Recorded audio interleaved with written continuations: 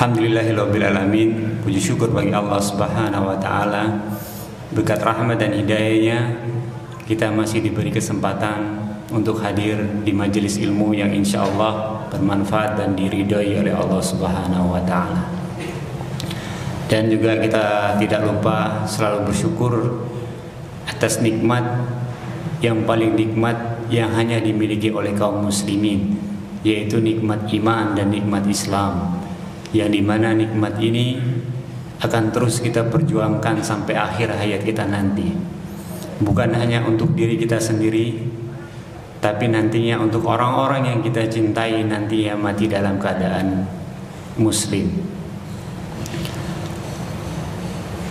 Ittaqullaha haqqa tuqatih wa la tamutunna illa wa antum muslimun. Semoga kita semua nantinya menjadi orang-orang yang bertakwa dan mati dalam keadaan muslim. Amin ya rabbal alamin.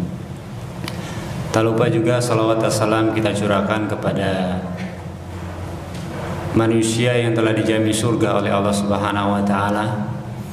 Manusia yang telah mengajarkan kita Islam secara kafah. Kafah itu artinya sempurna.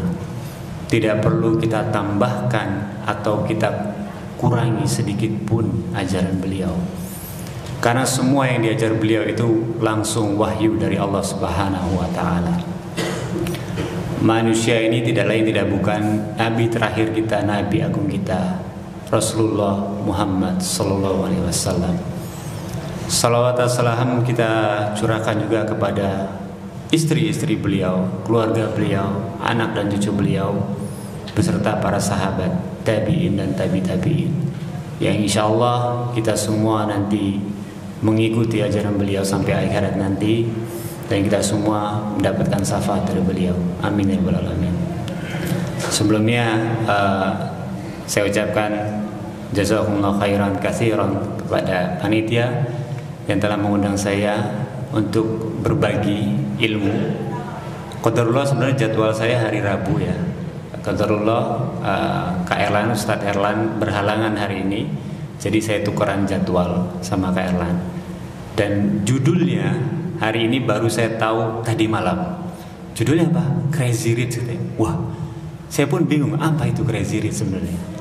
Saya Google, beneran apa sih crazy? Ada gilanya kan? Kalau Google bilangnya super kaya, katanya Crazy Rich. Insyaallah nanti saya bawakan yang dimaksud Crazy Rich. Untung ada syar'inya ya, syar'i kata dia. Apakah dari banyaknya harta yang kita lihat nantinya dalam kaum muslimin yang dimaksud dengan Crazy Rich itu? Ternyata tidak. Sebelumnya sudah dikenalkan juga oleh tadi yang moderator, saya alumni Teknik Industri UII tahun 2007, alhamdulillah lulus tahun 2011.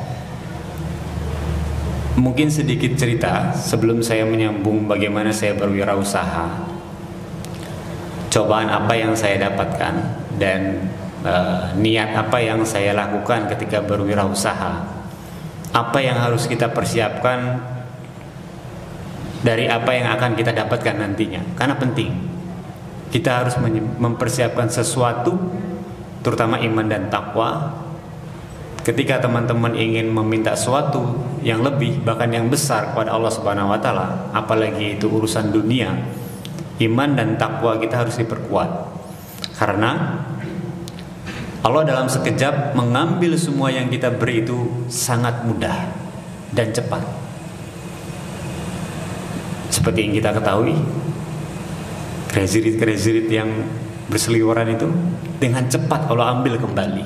Misalkan bagaimana iman dan takwa seseorang yang gak kuat, yang tidak diperkuat ketika semuanya diambil, itu banyak yang terjadi, bisa gila, bisa stres. Bahkan kalau orang yang gak beriman itu bunuh diri. Maka ketika kita ingin meminta sesuatu kepada Allah Subhanahu wa taala, kita pantaskan diri dulu, persiapkan diri. Maka dari itu, bersyukurlah atas apa yang telah Allah berikan kepada kita saat ini, karena itulah yang terbaik buat kita. Belum tentu apa yang kita inginkan itu terbaik buat kita.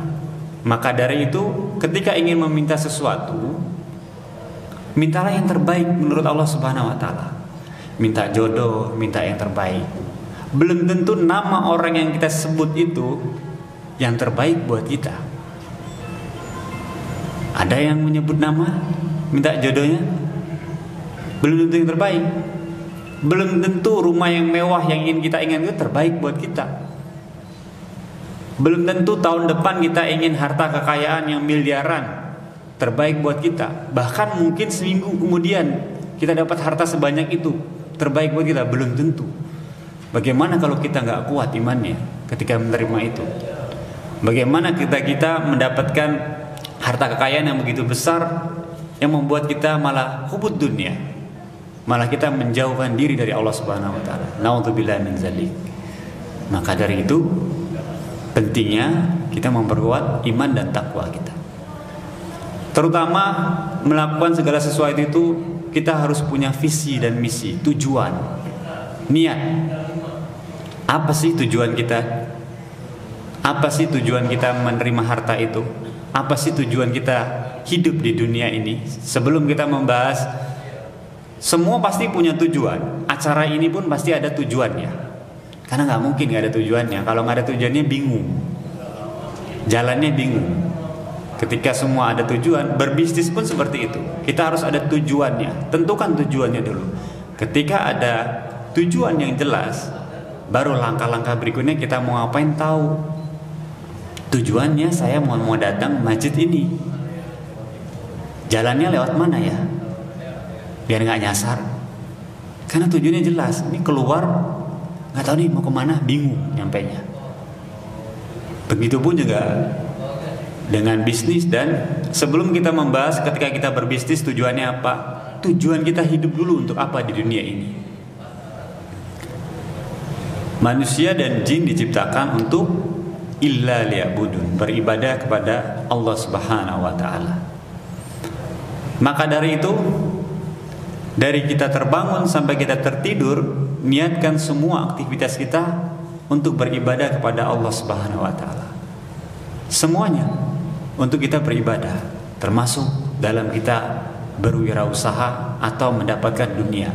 Karena dunia ini perantara kita untuk mendapatkan akhirat, hanya perantara, bukan utamanya. Ketika kita sudah meniatkan segala sesuatunya karena akhirat, karena Allah Subhanahu wa taala untuk beribadah, tidak ada lagi kata gagal dalam kamus umat muslim. Kenapa? Banyak teman-teman yang takut berwirausaha karena takut gagal. Benar gak? Wah, nanti gagal gimana mas? Bangkrut nanti gimana mas? Gak ada modal, takut.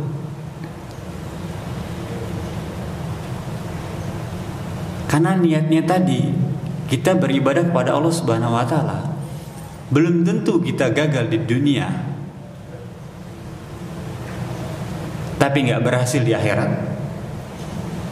Kalau niatnya karena Allah, bisa jadi kegagalan usaha-usaha kita itu ternyata dihitung pahala oleh Allah Subhanahu wa taala karena niatnya kita berusaha karena Allah. Belum tentu juga orang yang berhasil di dunia usahanya berhasil di akhirat. Karena niatnya hanya dunia yang dia minta. Dia hanya minta dunia. Dan ketahuilah, ketika kita hanya meminta dunia, Allah kasih itu memang sesuai dengan rezeki yang ditetapkan. Tapi kalau hanya dunia yang kita minta, tempat kita di neraka. Kalau nggak salah surat Al-Hujurat ya. Kalau nggak An-Nahl saya lupa. Kalau hanya dunia saja, dan hati manusia itu sifatnya sangat lemah. Ketika kita memang sudah meniatkan, dan dunia itu godaannya luar biasa kuat. Yang tadinya kita memang niat illa liya'budun, belum tentu normal kayak gitu aja ngalir. Benar-benar niat karena Allah. Maka dari itu nantinya kita perlu menjaga lingkungan yang baik, yang saling mengingatkan. Karena ya sunatullah, sifat manusia itu naik turun bagaikan air yang mendidih, sangat mudah berubahnya. Tidak ada seorang ustadz pun keimanannya naik terus, pasti ada saatnya turun.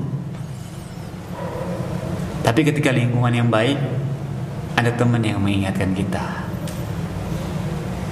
untuk ingat kepada Allah Subhanahu wa taala. Maka dari itu jangan takut gagal. Karena sesuatu niat yang baik itu walaupun belum tercapai, insya Allah sudah dihitung pahala oleh Allah Subhanahu wa taala. Asal memang benar-benar niat dan ikhlas. Ya. Syaratnya diterima ibadah pahala kita itu sesuai tuntunan Rasulullah SAW dan ikhlas. Benar-benar niatkan saya pengen buka usaha cilok, saya pengen buka usaha clothing, apalagi karena Allah. Walaupun nantinya gagal, kalau memang niatnya karena Allah, insya Allah sudah dihitung pahala. Ada salah satu faktor yang akan datang ke seluruh manusia, bukan hanya umat muslim, pemutus keinginan orang tersebut dalam sekejap, dan faktor ini akan pasti datang, yaitu ajal. Manusia seakan-akan lupa, manusia ini waktunya di dunia ini terbatas. Kita bercita-cita ingin mempunyai kekayaan tahun depan puluhan miliar, jangankan tahun depan, besok pun belum tentu tercapai. Karena ada pemutus ajal ini datang ke semua manusia.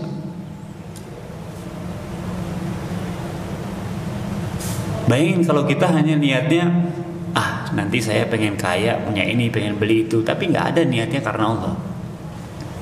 Nggak ada memang niatnya hartanya untuk di jalan Allah Subhanahu wa taala. Sia-sia kan? Coba kalau niatnya tadi karena Allah, walaupun nggak terkabul, insya Allah sudah dihitung oleh pahala oleh Allah Subhanahu wa taala. Maka dari itu tidak ada lagi kata gagal. Ketakutan teman-teman untuk melakukan sesuatu itu, kalau niatnya baik, seharusnya nggak ada takut. Kalau apa yang dilakukan itu sesuai syariat Islam. Masuk ke tema kita dengan crazy rich syar'i. Syar'i itu berarti harus sesuai tuntunan syariat. Ya. Apalagi bermuamalah. Umar bin Khattab pernah mendatangi pasar, bilang kepada para pedagang yang ada, wahai para pedagang, jika engkau tidak memahami fikih muamalah, gak usah berdagang, katanya. Karena sungguh berbahaya orang yang gak paham muamalah, fikih muamalah yang baik, mana yang halal, mana yang haram, dia gak paham. Sesuatu yang haram dia sebut halal, sesuatu yang halal sebenarnya tapi dia sebut haram. Banyak tuh yang tertukar-tukar. Bahkan mungkin sampai sekarang ada yang salah paham tentang artinya riba. Bener gak? Kredit boleh gak sih? Kredit riba gak? Ada yang bisa jawab? Apa pengertian riba? Nah, maka ini kita penting belajar fikih muamalah. Bukan sekedar fikih muamalah ya. Belajar ilmu. Mau berbisnis pun kita harus berilmu terlebih dahulu, baru beramal, baru action. Jadi prinsipnya, konsep yang pertama, kita harus berilmu terlebih dahulu. Dalam beragama juga begitu. Gak bisa kita langsung main asal beramal, ternyata ilmunya gak ada, salah, gak diterima. Suatu amalan yang gak ada ilmunya itu gak diterima oleh Allah Subhanahu wa taala. Begitupun dalam bisnis, kita harus punya ilmunya dulu, baru kita action, baru kita, oh caranya kayak gini tuh marketing, oh caranya keuangan seperti ini. Banyak orang gagal, dia melakukan segala sesuatunya tanpa ilmu. Banyak orang gagal juga, dia hanya berilmu saja, tapi gak ada actionnya. Sibuk ikut kajian sana sini tapi gak ada actionnya. Sibuk ikut workshop, seminar wirausaha sana sini tapi nggak ada eksekusinya, ilmunya. Ini salah juga. Ahli ilmu doang tapi nggak ahli praktek. Yang benar gimana? Yang benar ketika kita mendapatkan satu ilmu, maka praktekkan ilmu itu. Ketika ilmu yang kita dapat sudah benar, Kalau ilmu berbisnis, kalau ilmu syariat Islam, agama sesuai dalil. Kalau memang sudah ada dalilnya, ada perintahnya, kita laksanakan. Kalau ada larangannya, kita tinggalkan. Jangan setengah-setengah. Berusaha.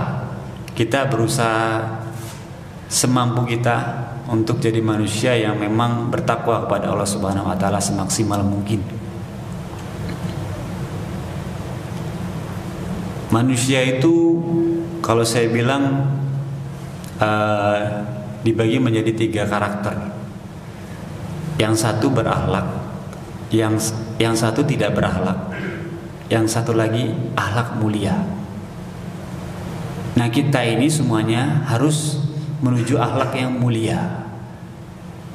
Terus menuju, saya bilang, karena memang menuju akhlak mulia ini yang perlu konsistensi ya, perlu ilmu, perlu kebiasaan. Contohnya seperti apa? Ketika kita diterima musibah, mungkin ketika kita buka usaha, misalnya ada saingan di usaha kita, buka di depan kita persis. Reaksi pertama kali yang teman-teman lakukan apa? Normalnya, wah, kok buka depan saya ya? Ya kan? Baru habis itu astagfirullah, gak apa-apa, rezeki udah ada yang ngatur. Itu orang yang berakhlak, masih berakhlak. Tapi kalau orang yang gak berakhlak, dia tetap masih gerundel terus, gak selesai-selesai. Ada pesaing di depannya dia. Tapi kalau orang yang akhlak yang mulia, ketika ada orang di depan yang buka usaha yang sama, dan malah diketahuinya itu sesama muslim, dia mendoakan, alhamdulillah, kata dia. Ini akhlak mulia. Akhlak mulia itu spontanitas ketika kita menerima musibah atau masalah dari Allah Subhanahu wa taala, kita bersyukur, alhamdulillah. Nah, kita harus menuju akhlak yang mulia itu, berusaha. Bukan berarti saya juga sudah berakhlak mulia, tidak. Kita harus berusaha. Itu. Kemudian 2 tipe manusia di dunia ini, manusia yang bermanfaat bagi orang lain dan manusia yang bermanfaat bagi dirinya sendiri. Jadi dari Crazy Rich tadi, kekayaan yang dia miliki, apakah hanya untuk dirinya sendiri atau diniatkan untuk bermanfaat bagi orang lain, bagi orang banyak. Dan di mata Allah dan Rasulullah, manusia yang paling mulia itu yang bermanfaat bagi orang lain, bagi orang banyak, bukan hanya untuk diri sendiri. Ini pilihan, monggo silakan. Pilihan umat muslim, boleh kaya nggak sih mas? Boleh, sangat boleh. Dan diusahakan kita punya cita-cita setinggi mungkin, tapi niatnya karena Allah.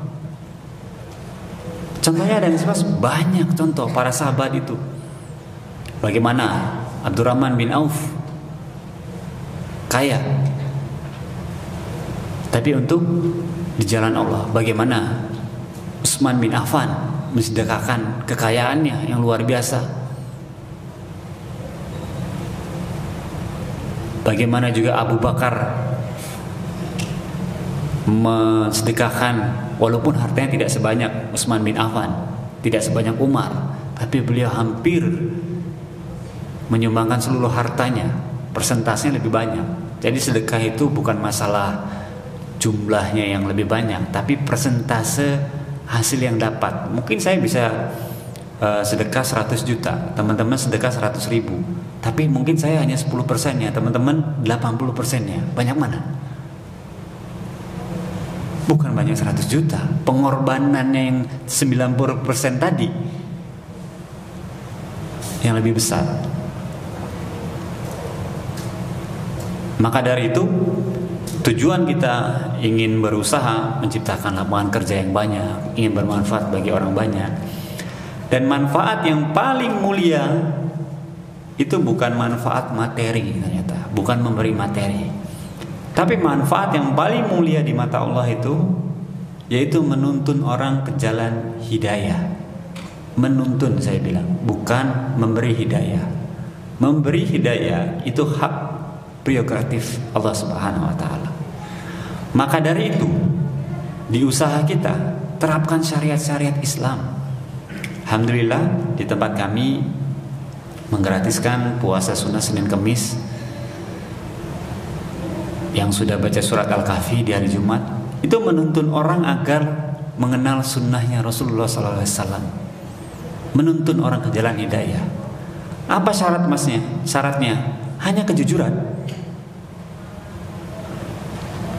Nanti dia bohong gimana mas? Ya sudah, Allah yang memberi hidayah, kita hanya menuntun. Di tempat kami karyawan tidak harus yang bisa baca Quran, tidak.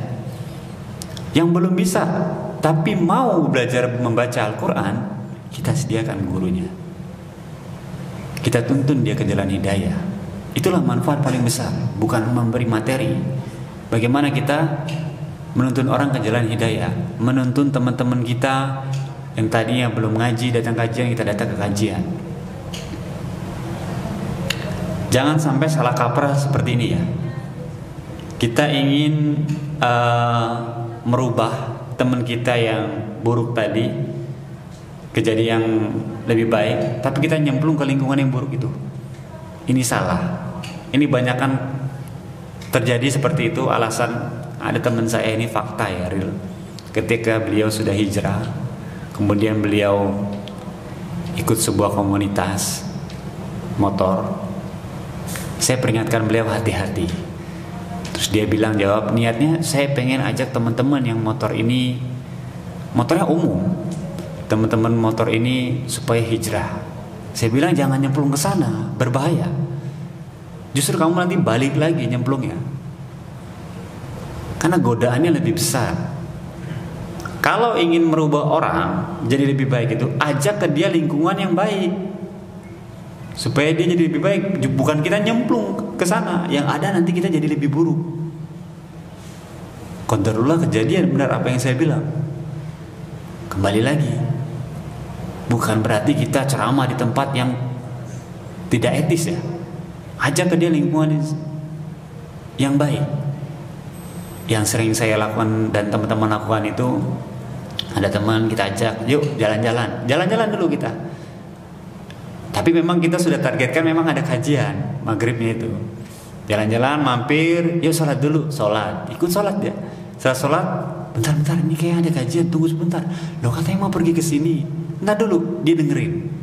Lama-lama dia, ya itu, ajak ke dia ke lingkungan yang baik. Bukan kita nyemplung ke lingkungan yang buruk tadi.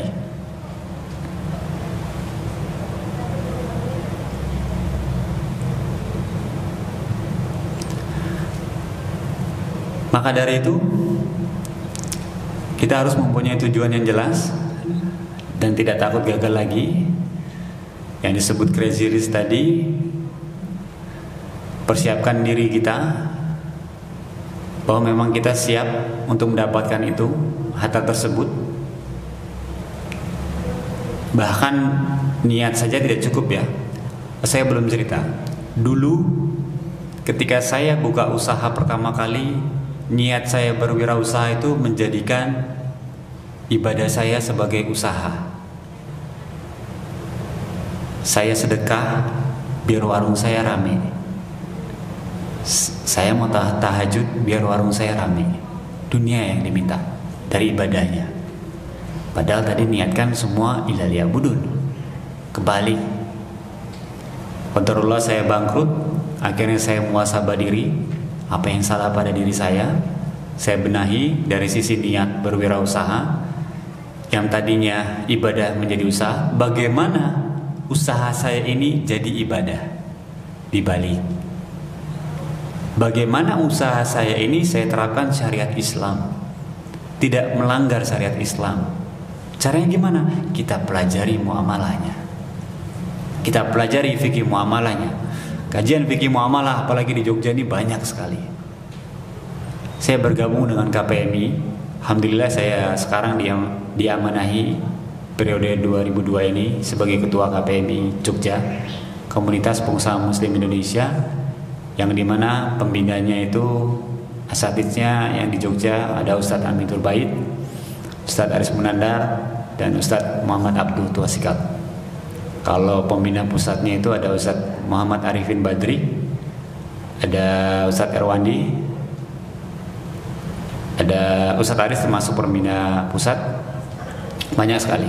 Yang insya Allah nanti di bulan Juni kita akan mengadakan Muslim Fair ya di JSC.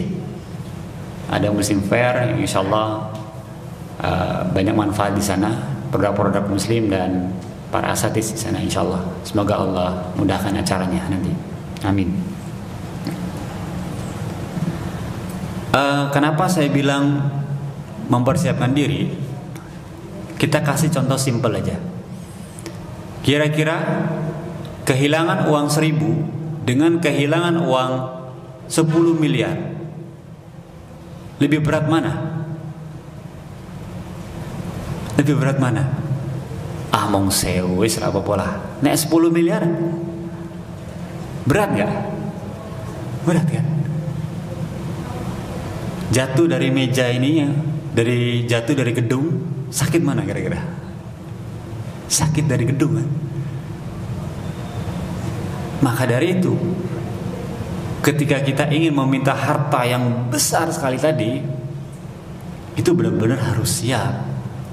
Lingkungannya persiapan semuanya, dari iman dan takwanya, dari lingkungannya, dari niatnya, bukan hanya diri kita sendiri, tapi lingkungan perusahaan kita buat juga untuk saling mengingatkan satu sama lain. Komunitas kita harus kita ingatkan satu sama lain. Ada sebuah hadis yang membuat saya sadar, yang membuat niat saya berubah, menjadikan usaha saya sebagai ibadah. Hadis itu disebutkan, man kana fid dunya hamma, ketika tujuan utama kita dunia, Allah akan mencerai-beraikan urusan kita, memfakirkan kedua bola mata kita. Kelihatannya kaya tapi hidupnya nggak bahagia. Banyak nggak orang kaya yang hidupnya nggak bahagia? Banyak. Banyak kan? Tapi kalau tujuan utama kita akhirat, Allah akan membuat kaya di dalam hati kita, hatinya yang kaya. Dan di hadis ini disebutkan dunia akan datang kepada kita secara hina ketika kita ngejar akhirat, secara hina. Dan itu saya rasakan sendiri. Semakin kita mengejar akhirat, dunia itu semakin ngemis-ngemis datang ke kita. Banyak juga orang yang berkecukupan tapi hidupnya bahagia. Banyak nggak? Banyak, karena hatinya yang kaya. Nah, bagaimana kita selalu berdoa agar banyak tapi berkah, rich tapi berkah, nggak crazy ya, tapi berkah. Berkahnya bagaimana? Ya tadi, pelajari lagi halal dan haram. Benar nggak sih muamalah kita ini sesuai syariat Islam? Akadnya benar nggak kalau kita kerja sama? Akad mudorobahnya benar nggak? Akad musyarakahnya benar nggak? Paham nggak sih dalam usaha itu apa aja sih pondasi utama yang harus kita tekankan? Tidak ada kezaliman di sana, tidak ada riba, tidak ada unsur gharar, tidak ada unsur maisir, judi dan lain-lain. Jadi kalau kita memahami sebuah ilmu itu, pahami dasarnya dulu, bukan case by case. Karena kalau kita pahami by studi kasus, kebanyakan kita susah memahami ilmunya. Mas, bagaimana hukum GoPay? Udah jawab tuh. Besoknya hukum OVO gimana? Kan sama, ya kan? Ada kezaliman nggak di sana? Ada unsur gharar nggak di sana? Ada ribanya nggak di sana? Kita bisa gali kalau kita dasarnya kita pelajari. Di KPMI kita mempelajari itu. Ada namanya CAS ya, KPMI Entrepreneur School.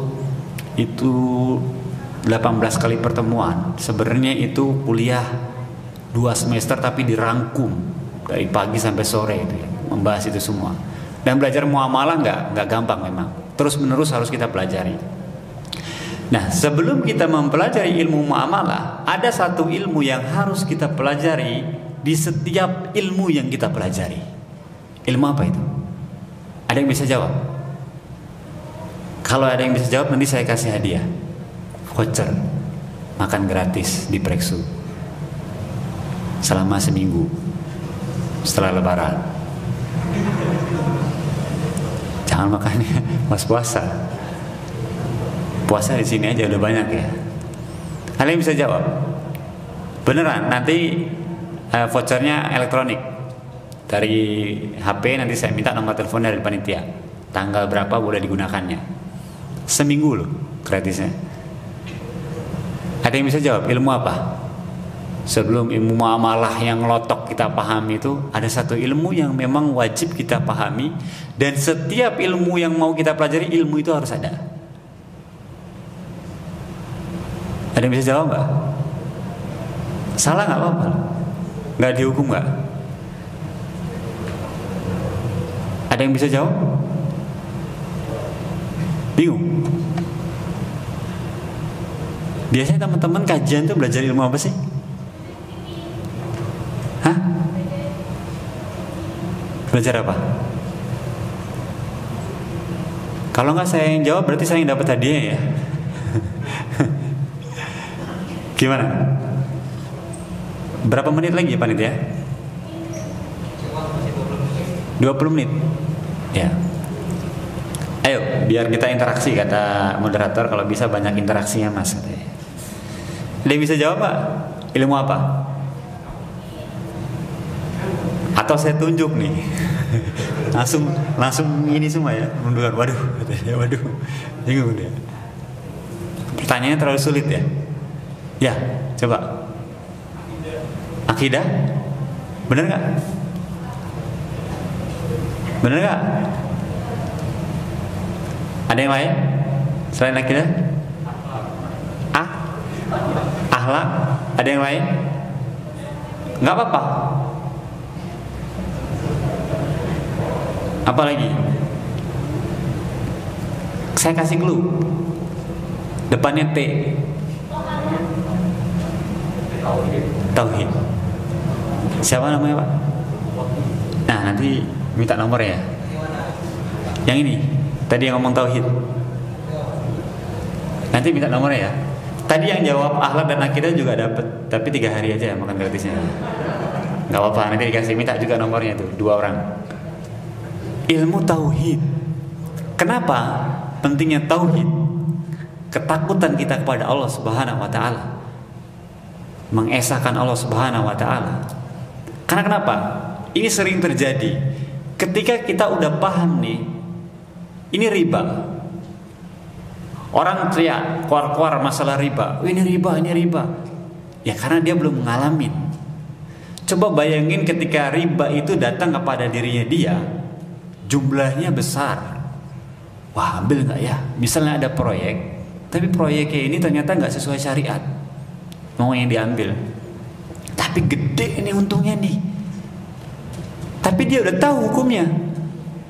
Orang yang udah tahu hukumnya itu haram, lebih gede nggak Pak dosanya? Lebih gede. Bayangin kalau tauhidnya nggak kuat, bahaya nggak? Bahaya. Maka dari itu mempelajari ilmu tauhid itu wajib. Bahkan di setiap kajian kita itu ada ilmu tauhidnya. Itu penting. Baru mempelajari yang lainnya. Karena godaannya luar biasa. Banyak gak sih kasus yang terjadi yang udah paham riba, tapi tiba-tiba tetap melakukan riba? Banyak banget. Dia udah paham hukumnya, tetap ngelakuin, banyak sekali. Nah itu pentingnya kita memperkuat tauhid kita dan menjaga lingkungan di sekitar kita, agar kita ketika kita futur ada yang mengingatkan kita untuk ingat kepada Allah Subhanahu wa taala.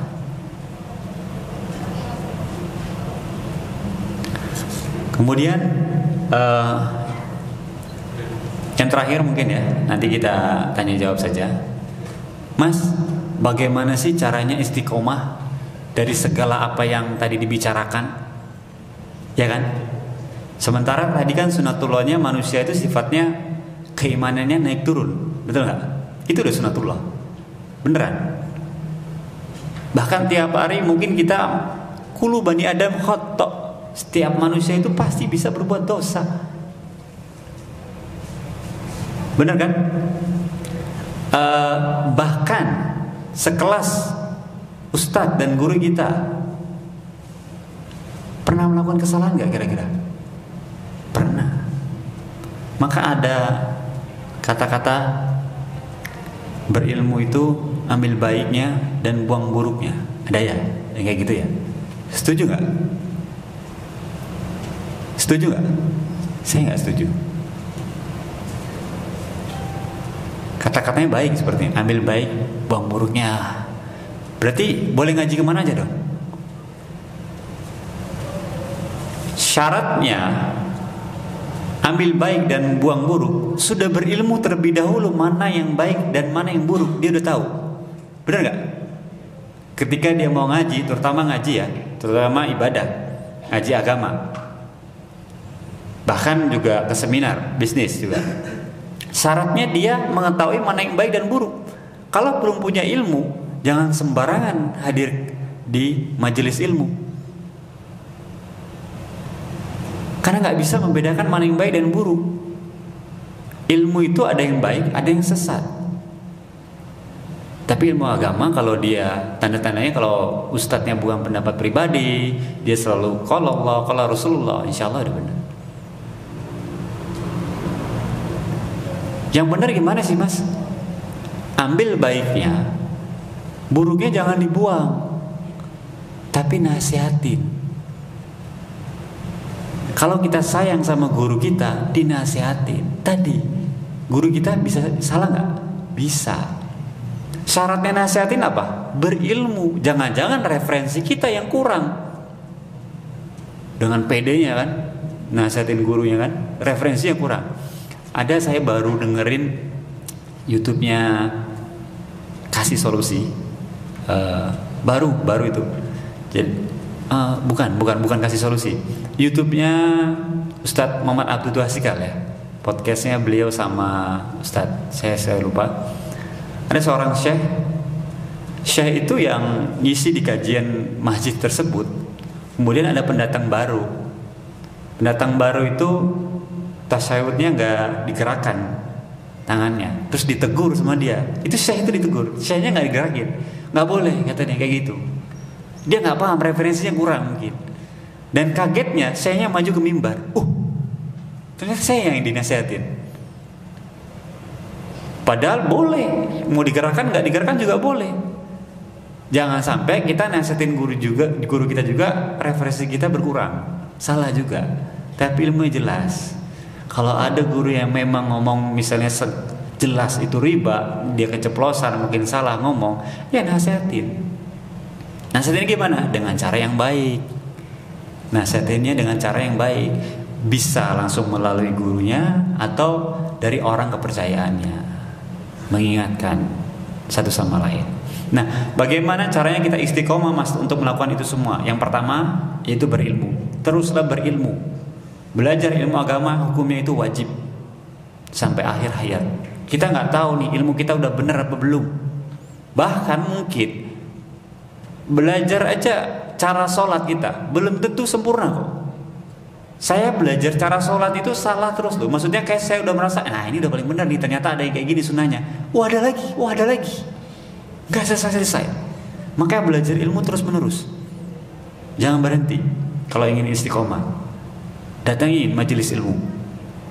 Alhamdulillah kita sudah bisa datang offline sekarang. Yang kedua, tinggalkan lingkungan yang buruk. Tinggalin semua. Grup-grup yang gak manfaat itu left. Tinggalin. Udah gak ada gunanya grup-grup yang WA itu, tinggalin semuanya. Izin, saya pamit. Gak ada gunanya. Lingkungan yang buruk tinggalin, karena sangat mempengaruhi. Yang ketiga, dia udah ninggalin lingkungan yang buruk, tapi lingkungan yang dia sudah ninggalin lingkungan yang dia sudah mencari lingkungan yang baik, tapi lingkungan yang buruknya itu gak ditinggalin. cari lingkungan yang baik. Saya bilang tadi yang kedua, maaf. Yang ketiga, tinggalin lingkungan yang buruk. Tinggalin semua. Sudah dapat sahabat yang baik, udah dipilih ini orang-orang yang baik nih, yang buruk tinggalin. Yang terakhir, kita berdoa kepada Allah Subhanahu wa taala, semoga kita selalu dipertunjukkan ke jalan yang lurus. Ihdinas siratal mustaqim. Jangan lupa kekuatan doa. Ketika di masa sulit, terkadang orang hanya mengedepankan ikhtiar saja tapi lupa dengan doa. Padahal Masya Allah kekuatan doa. Ketika mungkin kondisi saat ini, ekonomi atau pemerintahan saat ini, kita doakan, jangan menghujat. Enggak ada manfaatnya kan menghujat? Apakah bisa merubah keadaan? Enggak. Tapi kalau doa bisa enggak kira-kira? Bisa insya Allah. Doakan, jangan ikut menghujat. Allahu yahdi. Semoga Allah memberi hidayah kepada kita semua dan kepada pemerintahan kita, kepada seluruh masyarakat Indonesia. Demikian yang bisa saya sampaikan. Kurang lebihnya mohon maaf. Mungkin ada tanya jawab, saya serahkan kepada moderator. Baik, ya Masya Allah sudah disampaikan materi yang bagus dari Ustaz. Untuk kita yang berjuang entrepreneur, mungkin ada yang ingin bertanya, silakan bertanya langsung kepada Ustaz atau berkas. Atau nanti Ustaz yang bertanya. Nggak ada yang bertanya, saya yang bertanya. Saya tunjuk orangnya. Ada yang bertanya? Silakan. Bebas. Barangkali Mau tanya yang lain? Soal usaha, mungkin tips usaha. Ada yang usaha di sini? Yang sudah usaha, punya usaha? Belum, mahasiswa semua. Oh ini mahasiswa semua ya? Ada yang usaha? Sudah punya usaha? Itu Mas Haris bukan? Oh bukan. Ada yang punya usaha? Ada yang pengen cita-citanya jadi wirausaha? Ada. Apa nggak ada? Hah? Apa nggak ada? Para sahabat itu wirausahaan loh. Abdurrahman bin Auf itu wirausahaan loh. Saya pengen tanya aja. Jawab lagi ya. Modal utama wirausaha itu apa sih? Niat. Terus? Niat aja. Hah?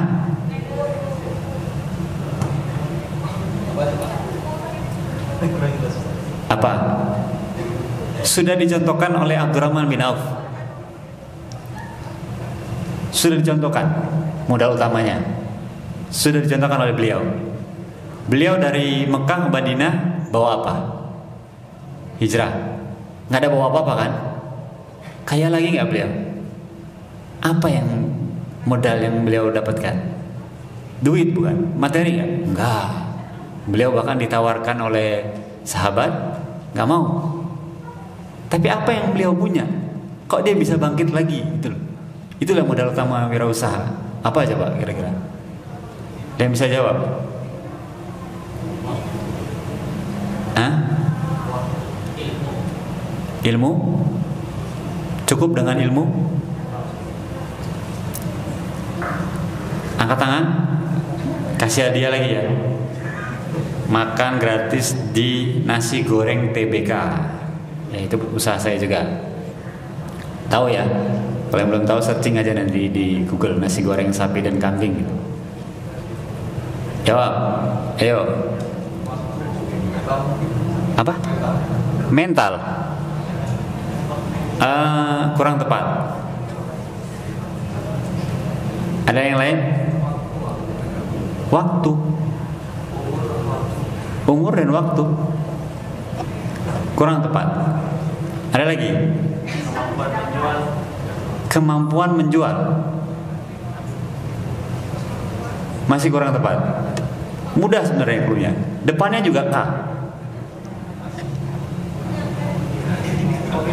Kemampuan itu agak masuk sedikit lah. Setengahnya bisa lah. Nanti dapat lah kemampuan. Tadi ada jawab. Siapa? Komitmen. Enggak, tadi ada kemauan itu siapa yang jawab tadi? Yang pertama jawab kemauan siapa tadi? Jujur. Nggak, saya ada dengar tadi bilang kemauan. Hah? Di situ, Masnya? Iya. Dicatat ya, Mas ya? Mas ya. Nasi goreng TBK. Udah pernah nyobain, Mas? Nah, cobain nanti. 1 minggu, Mas. Seminggu. Ya. Kemauan.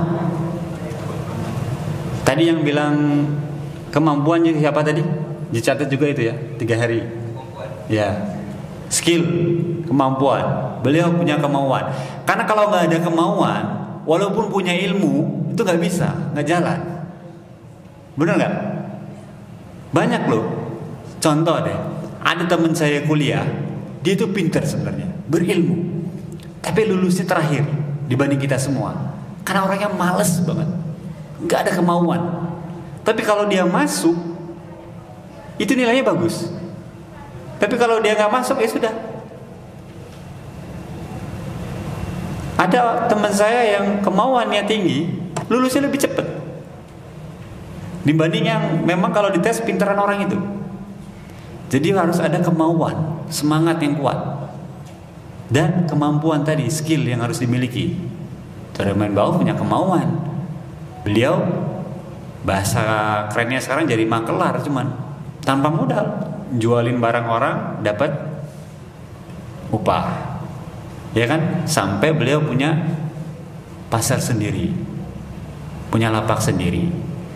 Jadi kemauan itu penting.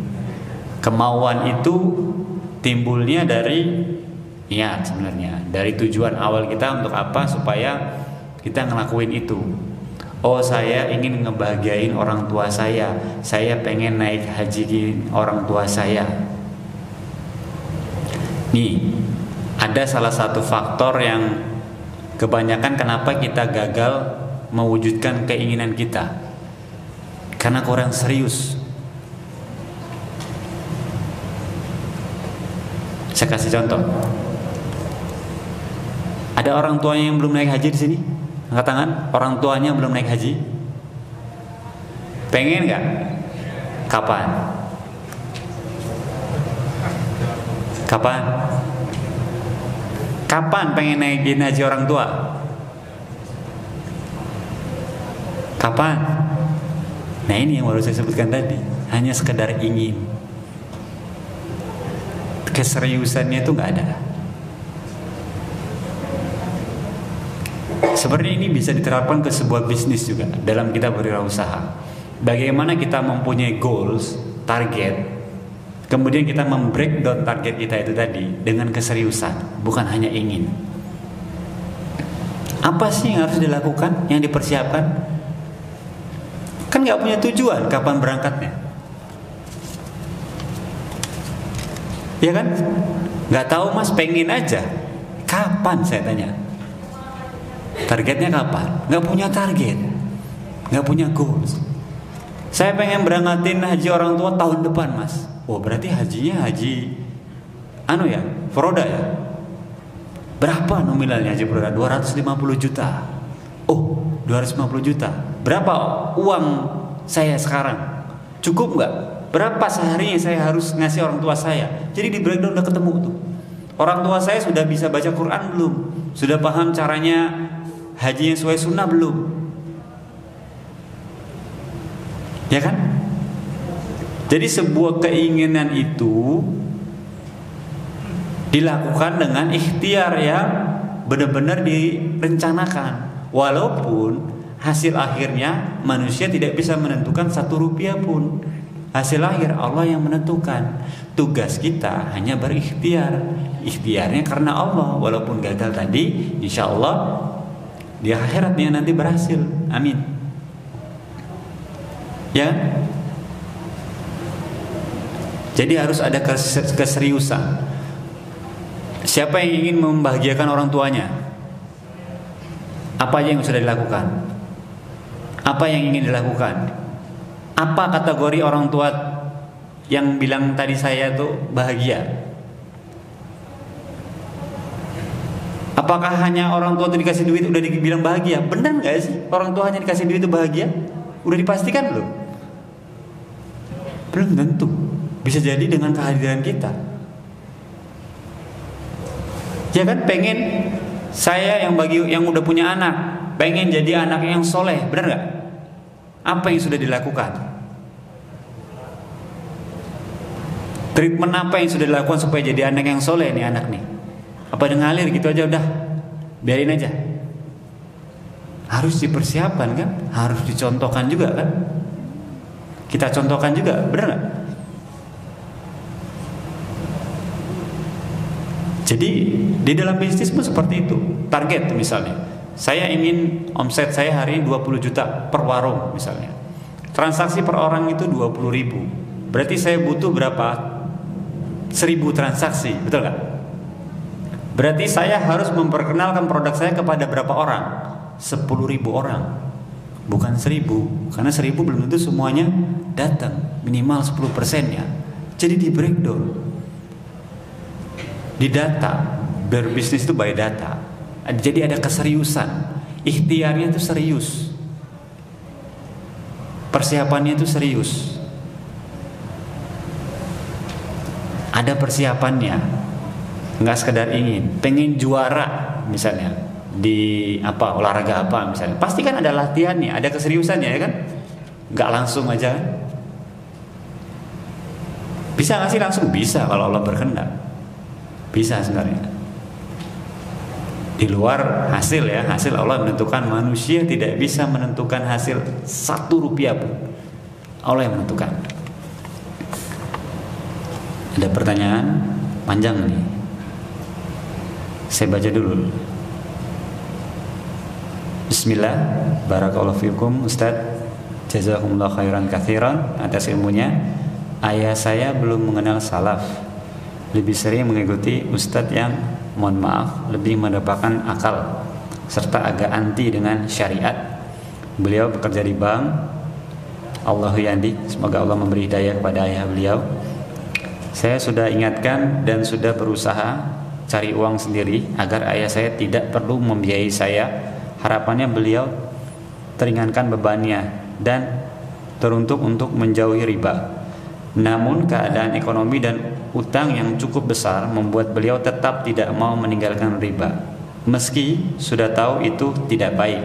Mohon pencerahannya untuk membantu ayah keluar dari riba. Jazakumullah khairan. Saya ada tips. Ini lebih umum tipsnya. Bisa juga untuk pertanyaan ini. Bagaimana menasihati orang tua kita yang notabene lebih tua dari kita, benar nggak? Saya dulu berwirausaha itu nggak boleh. Ketika saya lulus kuliah, ketika saya ingin wirausaha itu dilarang oleh ibu saya, nggak boleh, harus ngelamar kerja. Apa yang saya lakukan pada saat itu? Ngelawan? Tidak. Saya ikutin kemauan ibu saya dulu. Saya ikutin lamar kerja sana sini. Mindset saya seperti ini. Ibu saya melarang saya nggak boleh kerja. Mungkin dia belum tahu. Orang tua tuh sebenarnya nggak ingin macam-macam kok. Ingin anaknya bahagia aja. Jika dengan berusaha itu anaknya bahagia, orang tua bahagia, benar nggak? Jadi mindsetnya belum kebuka tentang wirausaha. Jadi kita ubah mindsetnya, perbaiki hubungan kita. Akhirnya saya ngelamar kerja nggak ada yang diterima, qadarullah. Sempat ada yang terima juga, nggak terima juga. Saya ajak ibu saya ke rumah makan SS yang cabangnya banyak. Saya buka akan mindsetnya, nih loh bu, lihat nih manfaatnya lebih banyak kalau berwirausaha. Jadi mindsetnya dibuka terlebih dahulu. Saya hubungan dengan ngobrolnya, intensitas kita dengan orang tua kita itu lebih sering dijaga. Ya, 2 menit lagi. Lebih sering dijaga. Bahkan akhirnya diizinkan ya, karena waktu terbatas. Ketika saya mengenal dakwah salaf, dakwah sunnah, saya dikatain teroris oleh keluarga saya. Fakta. ketika saya menaikkan celana saya di atas mata kaki, saya dibilang anggota yang sekarang sudah dibubarkan. Masuk aja sana kamu, kaum teroris. Ibu saya, kakak saya bilang itu semua. Dan alhamdulillah semua yang sekarang mengikuti sunnah. Bagaimana caranya, Mas? Cara yang paling ampuh menasihati seseorang itu bukan dengan kata-kata sebenarnya, tapi dengan sikap. Tunjukin benar-benar sikap yang baik. Dengan kita mengaji, jangan sampai membuat diri kita ini semakin galak justru. Ini banyak nih, sering terjadi nih. Apalagi orang-orang yang baru paham sunnah, baru paham ngajinya, udah kenal ini haram nggak boleh, langsung teriak-teriak sama orang tuanya, nggak pelan-pelan, haram nih nggak boleh. Nggak gitu caranya. Tunjukin dengan sikap. Sikapnya apa? Yang kita memang rajin sholat ke masjid bagi laki-laki. Jadi ada perubahan yang signifikan di diri kita. Orang tua kita lihat, masya Allah anak saya ya baik banget sekarang. Sikap kita udah gitu dulu belum sama orang tua? Coba berkaca sebelum kita menasihati orang tua kita. Misalnya nggak boleh ini, misalnya riba nggak boleh. Sikap kita tunjukin bener. Ketaatan kita kepada orang tua kita itu luar biasa. Jangan tunjukin sifat malas di depan orang tua kita. Jangan tunjukin. Bener-bener tunjukin sifat kita beribadah kepada Allah Subhanahu wa taala itu kepada orang tua kita. Perubahan yang signifikan, yang baik, yang menegur orang tua kita, yang kita menawarkan bantuan sebelum orang tua kita minta bantuan. Ketika sikap kita sudah baik, baru kita mulai nasihatin. Kalau belum juga, tadi saya sudah bilang, tugas kita hanya menuntun orang ke jalan hidayah. Yang memberi hidayah itu hak prerogatif Allah Subhanahu wa taala. Maka ketika kita sudah menasihatkan pertama kali, kewajiban kita gugur. Cuma tinggal sunnahnya terus mengingatkan. Wajibnya gugur tapi bukan berarti tidak mengingatkan lagi ya. Tapi sunnahnya terus mengingatkan dan sambil mendoakan. Semoga orang tua kita diberi hidayah. Dengan sambil menunjukkan sikap kita. Bisa jadi dari sikap kita, orang tua kita. Masya Allah kakak saya berubah waktu itu pada saat saya ajak umroh. Alhamdulillah beliau berubah. Itu mungkin yang bisa saya sampaikan. Kurang lebihnya mohon maaf jika jawabannya masih kurang berkenan. Demikian, kesalahan itu datangnya dari pribadi saya dan kebenaran datang dari Allah Subhanahu wa taala. Jazakumullahu khairan katsiran. Wassalamualaikum warahmatullahi wabarakatuh. Nanti kajiannya ditutup oleh moderator.